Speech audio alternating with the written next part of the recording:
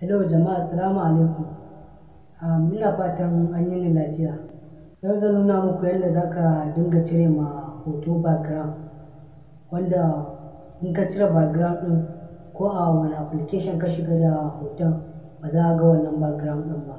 Ka riga ka cire ma hoton background, sai dai hoton kawai za a gani.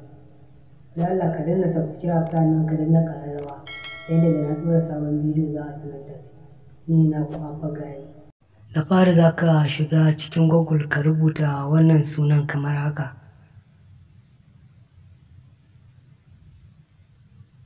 Bayan ka shiga sai ka rubuta wannan sunan remove png.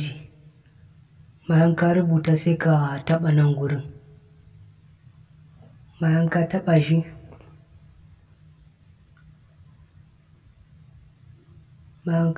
shi sai ka taɓa nan gurin ka ɗauko hoton da kake so ka cire mai background.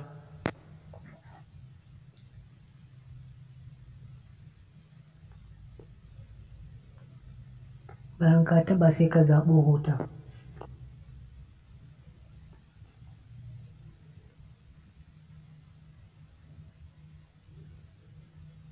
Bayan ka zaɓo hoton za a ga background ɗin ya fita.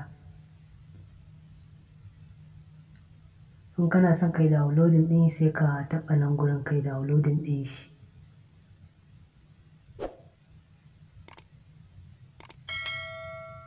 Bayan ka yi downloading ɗin sai ka taɓa nan gurin ka yi downloading ɗin shi.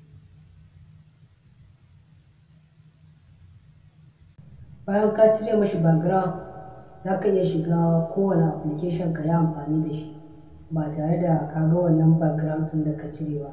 Za ka iya ma ka canza wani background ɗin ka sa wani background ɗin da kake so ka sa.